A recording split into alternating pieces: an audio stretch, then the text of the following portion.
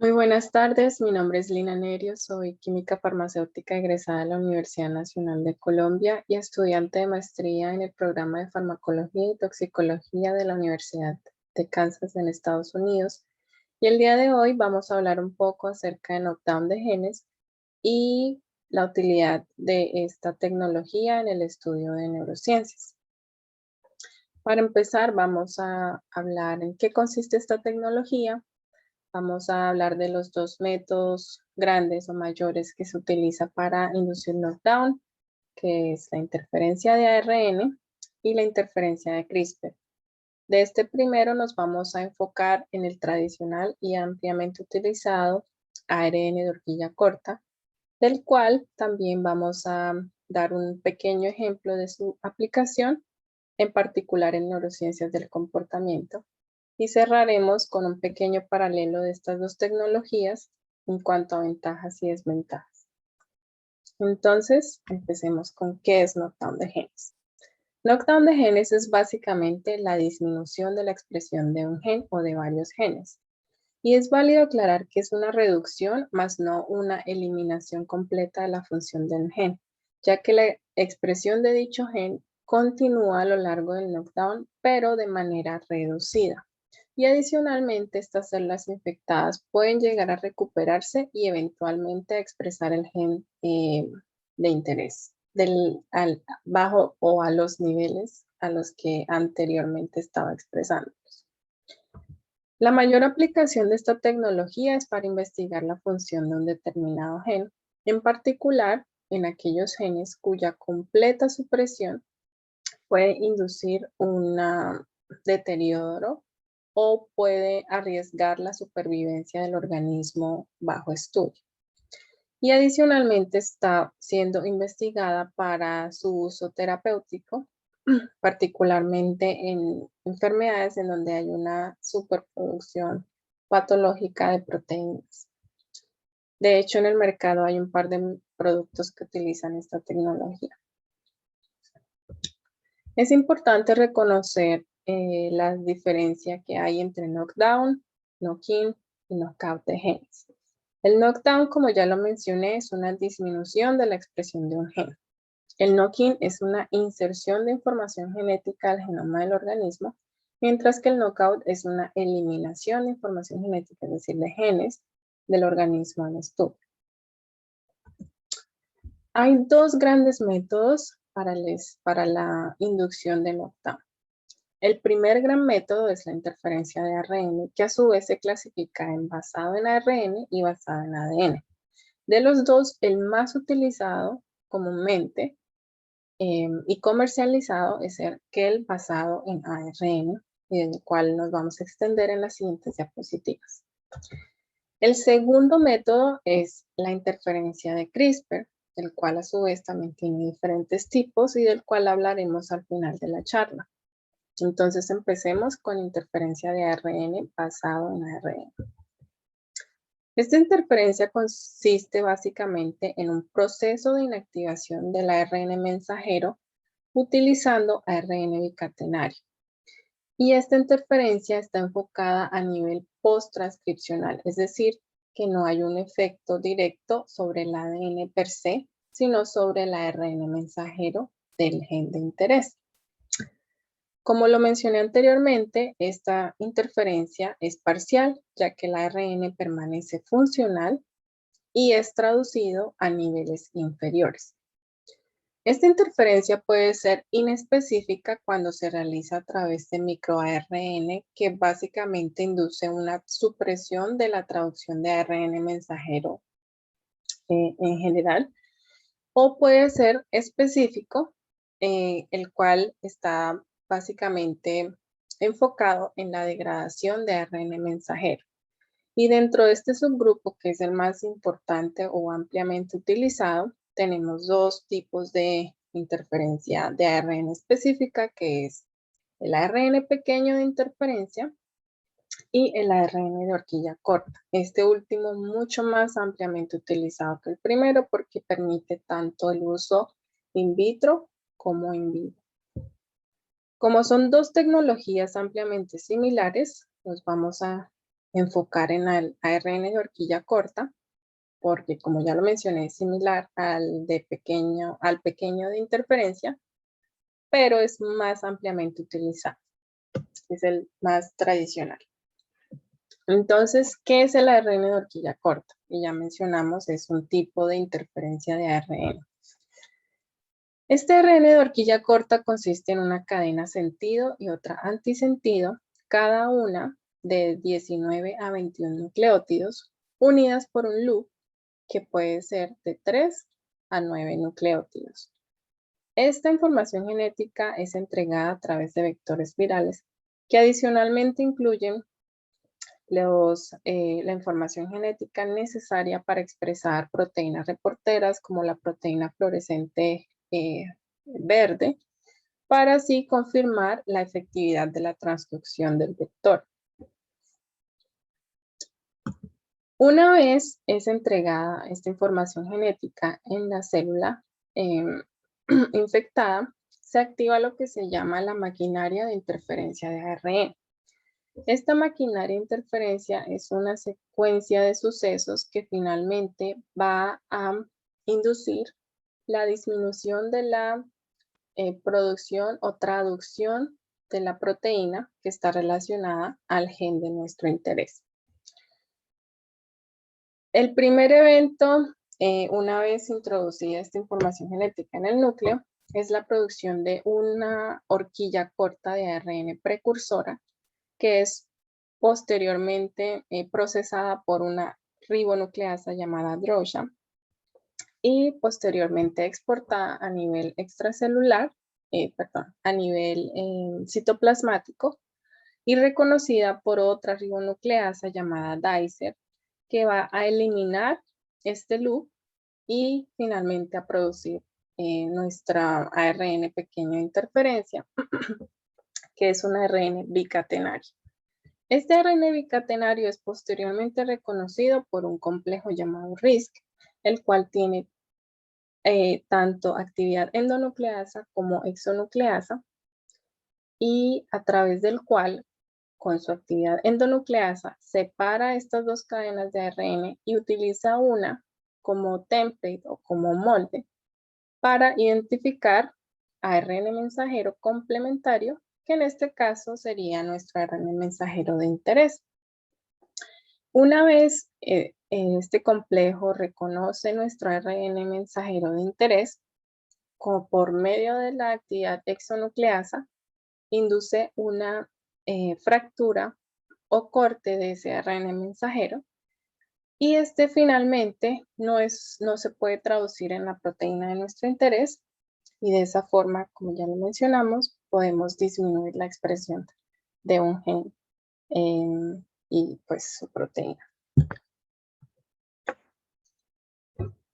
Para asegurar que los resultados del estudio sean atribuidos al knockdown y no a los efectos de una infección viral en las células de interés, debemos utilizar controles. Y para ello, pues tenemos dos tipos de controles más utilizados. El primero son aquellos que activan la maquinaria de ARN de interferencia que acabo de mencionar, en los cuales tenemos dos tipos: los scramble o desordenados, que es básicamente nuestra misma horquilla corta, pero con sus nucleótidos desordenados, de tal forma que al hacerse la transcripción, este molde no pueda identificar nuestro ARN mensajero de interés y por ende no pueda afectar la proteína del gen de nuestro interés. Y también tenemos controles no dirigidos o no targeting controls, los cuales son también horquillas cortas que están diseñadas para que no afecte ningún gen conocido en el organismo de interés. Y también podemos utilizar controles que no activan esta maquinaria de ARN de interferencia, que son básicamente nuestro vector vacío. En cuanto a la entrega, existen generalmente tres tipos de virus que son utilizados. En estos tenemos lentivirus, retrovirus y virus adeno-asociados. Estos últimos asociados a una eficiencia mucho menor comparado con los otros virus, todos inducen transducción en células que se dividen y en células quiescentes, excepto el retrovirus, y todas generan integración, en particular lentivirus y retrovirus, y el virus adeno-asociado puede generar integración, pero generalmente están diseñados para que no generen integración en el genoma del organismo, evitando así mutaciones genéticas y por ende son mayormente episomales. En cuanto a la seguridad y consideraciones experimentales, los lentivirus y retrovirus inducen mutaciones mínimas debido a esta integración y pueden infectar muchos tipos de células, pero como una desventaja es que pueden ser patogénicos en humanos, por lo cual requieren un manejo más delicado o más cuidadoso. En cuanto a los virus adeno-asociados, son considerados no patogénicos y como desventaja mayor es que requieren una alta titulación o potencia viral debido a su baja eficiencia. Esta tecnología de horquilla corta de ARN es ampliamente utilizada también porque ofrece el beneficio de hacer un knockdown de genes asociados a proteínas que tienen una vida media alta de 10 a 22 horas. Y dentro de esta tecnología, el uso de virus adenoasociados son digamos que es lo más común, debido a que estos tienen una menor patogenicidad a las altas concentraciones en las que se debe utilizar. Existen a largo plazo en células quiescentes, que es súper importante en el estudio de neurociencias, y inducen menor inmunogenicidad, es decir, inducen menor respuesta inmune. Y como ya lo mencioné, pues son mayormente episomales, lo cual disminuye el riesgo de otras mutaciones genéticas en el genoma del organismo de interés. En cuanto a validación y limitaciones de esta tecnología, tenemos que en la validación debemos identificar o visualizar que las células infectadas, debemos visualizar el número de células infectadas, lo cual se puede hacer generalmente a través de microscopía, ya que estos virus, como mencioné anteriormente, incluyen también la información genética necesaria para que se transcriban proteínas reporteras como la proteína fluorescente verde. También dentro de la validación debemos considerar cuantificar proteínas a través de Western blot y también cuantificar el ARN mensajero a través de PCR o PCR. En cuanto a las limitaciones que tenemos de esta tecnología en particular, es que el knockdown puede ser no específico, ya que nuestra secuencia diseñada podría reconocer otras secuencias de ARN mensajeros de proteínas de las cuales nosotros no estamos interesados, con tan solo 7 nucleótidos. Entonces, pues esto podría afectar otras proteínas.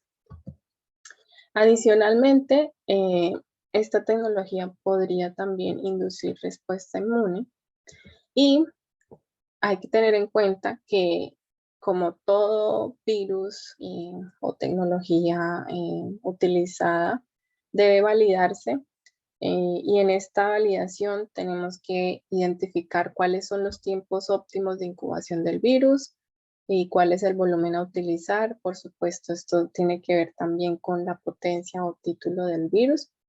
Y pues estas son consideraciones que hay que tener en cuenta a la hora de utilizar esta tecnología. Ya que vimos toda esta información, procedamos a ver un pequeño ejemplo de cómo podemos utilizar esta tecnología, particularmente en las neurociencias del comportamiento. Y para ello voy a introducir el modelo de campañón de pradera o microtusocrogánster, que es el modelo animal que utilizo en mis estudios de maestría.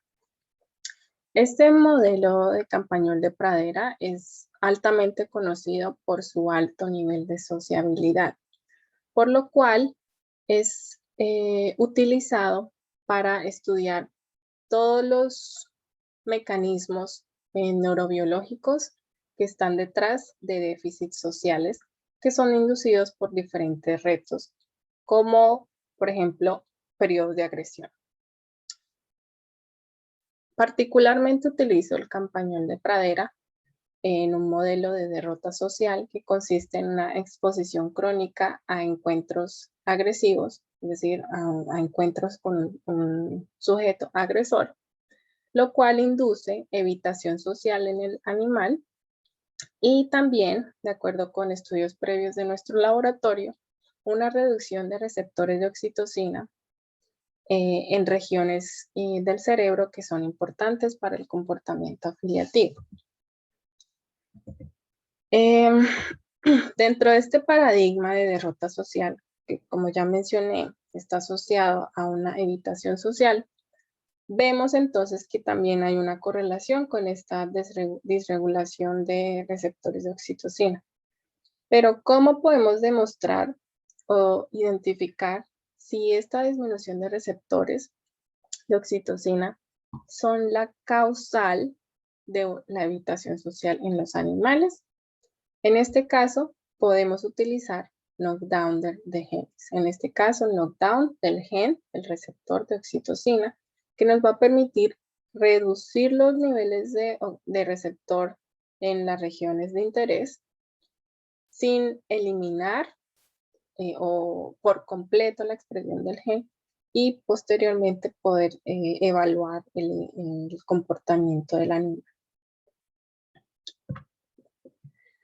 En efecto, esto ha sido anteriormente utilizado. Por ejemplo, en este caso, los autores utilizaron estos vectores virales para evaluar los comportamientos afiliativos de estos campañoles de pradera, en particular hembras, y en particular en comportamientos tipo aloparental y de emparejamiento, que son comportamientos, como ya mencioné, afiliativos. En este caso, ellos hicieron inyecciones estereotácticas bilaterales del vector viral que contenía la horquilla corta de ARN para el receptor de oxitocina y como control utilizaron una secuencia scramble o desordenada de dicha horquilla corta. Como podemos ver acá, el vector también incluía la información necesaria para que se expresara la proteína fluorescente verde, donde podemos confirmar el número de células que fueron infectadas y para poder hacer la comparación entre controles y sujetos.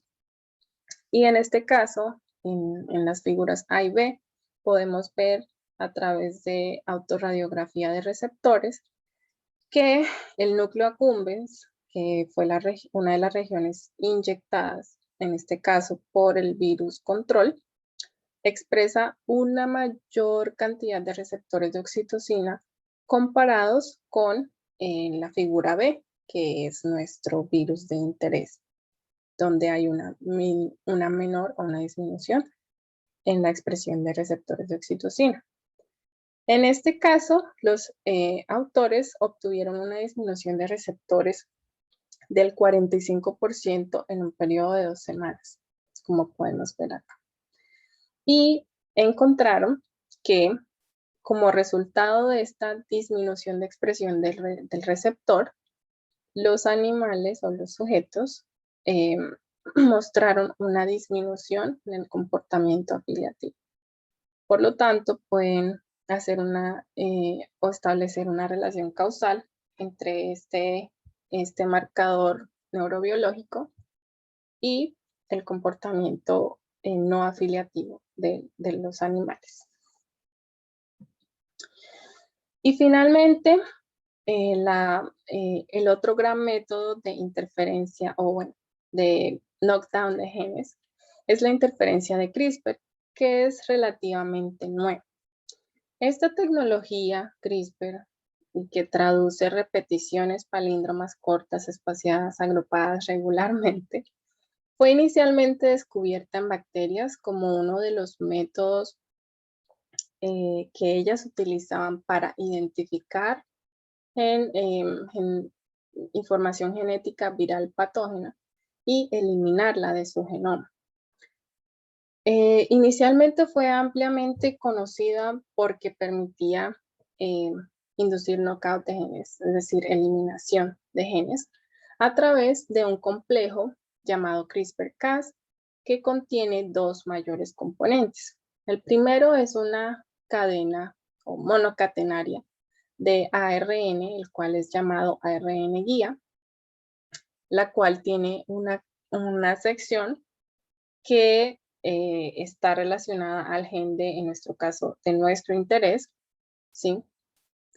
Y otro componente es la enzima Cas o CRISPR Associated Protein, la cual forma un complejo con este ARN guía y va a través del genoma de la célula buscando secciones del ADN que hagan match con este ARN guía. Adicionalmente, esta enzima requiere que se encuentre una secuencia llamada PAM o motivo adyacente del protoespaciador, que consiste de 2 a 6 nucleótidos. Cuando esta enzima, o bueno, este complejo encuentran esta secuencia PAM y enseguida la secuencia del gen de nuestro interés que hace match con este ARN en guía, esta proteína que tiene proteína endonucleasa corta el gen de tal manera que podemos eliminar ese gen, no se expresa y por lo tanto hay un knockout completo de dicho gen, una supresión completa del gen. Gracias al estudio de esta tecnología tan impresionante, se ha mejorado de tal manera que se puede utilizar para muchas otras cosas. Como ya lo mencioné, se puede utilizar para hacer knockout, ya que elimina los genes. También se puede utilizar para hacer knock-in, ya que una vez hecho el corte podemos inducir la introducción de un nuevo gen. Pero esta proteína o esta enzima endonucleasa Cas ha sido modificada de tal manera que sea enzimáticamente muerta, a ello su nombre, dead Cas, para que no induzca este corte en el genoma, sino sea utilizada básicamente para identificar el gen. Entonces, esta tecnología CRISPR se puede utilizar para hacer knockdown de genes por medio de tres maneras muy simples. La primera es que el complejo, que está formado por esta enzima muerta, identifica nuestro gen de tal manera que forma el complejo en el gen de interés y no permite que promotores se unan en el gen y el gen pues no es expresado. De tal manera que hay un knockdown o una disminución de la expresión de dicho gen. Y esto es reversible. La segunda manera es a través de una modificación de esta endonucleasa adicional que consiste en la introducción de un regulador de promotor. Este regulador de promotor puede ser de tipo represor, es decir, que reprime el promotor del gen de interés, de tal forma que no permite otra vez que el gen sea transcrito y pues haya una disminución de la expresión de dicho gen. Y la tercera es que hay otros tipos de proteínas asociadas a CRISPR que no tienen esta actividad endonucleasa y que se pueden utilizar para el knockdown de genes. Otra información pues adicional de esta tecnología es que permite hacer muchas cosas. Dentro de estos reguladores podemos también incluir activadores, es decir, podemos incrementar la producción de un gen a través de la adición de un regulador de tipo activador del promotor en esta parte y sobreexpresar un gen. También podemos utilizar esta parte como de manera en que podamos visualizar esta transfección utilizando, por ejemplo, proteína fluorescente verde. Y también podemos hacer ediciones pequeñitas, por ejemplo, en una sola base del gen de interés. En general, debemos reconocer que esta tecnología es altamente, es principalmente o actúa principalmente en el ADN, más no en el ARN como lo vimos inicialmente en la interferencia de ARN, y ofrece un mayor control que la interferencia de ARN. Finalmente, a modo de conclusión, veamos un poquito las ventajas y desventajas de cada sistema. Bajo el contexto de facilidad de diseño, tenemos que el ARN de interferencia es mucho más fácil de diseñar, ya que cualquier secuencia del ARN mensajero de interés puede ser utilizada para diseñar el vector. De hecho, podemos utilizar varias partes de ese ARN mensajero, incluirlo en nuestro vector y de esa forma podemos reconocer diferentes secciones del ARN, mejorando así la efectividad del virus. Mientras que la interferencia de CRISPR es un poco más restrictiva, ya que el gen de interés debe estar adyacente a una secuencia PAM, que es la que mencioné inicialmente, que es requerida para que Cas pueda reconocer y activar su función. En cuanto a la especificidad, el ARN de interferencia tiene una desventaja y es que puede, como mencioné anteriormente, ser inespecífico y puede inactivar la traducción de otros ARNs mensajeros que no son de nuestro interés, afectando pues nuestros resultados. Mientras que la interferencia de CRISPR no tiene esta desventaja. En cuanto a la facilidad de la ingeniería, por decirlo así, la interferencia de ARN ofrece una ventaja y es que generalmente se utiliza un transgen y se utiliza la maquinaria del huésped, mientras que en CRISPR requerimos la entrega del ARN guía y de la proteína Cas, lo cual hace que el constructo sea un poco más grande y pues haya mayores dificultades o retos en cuanto a la ingeniería del virus. Y finalmente ambos métodos o ambas tecnologías pueden ser fácilmente validadas a través de los mismos métodos, generalmente a través de Western blot o de PCR. Sin más que agregar, agradezco mucho su tiempo y algunas referencias que pueden ayudar un poco a entender más estas tecnologías que tenemos a la mano. Y sin más que agregar, muchas gracias.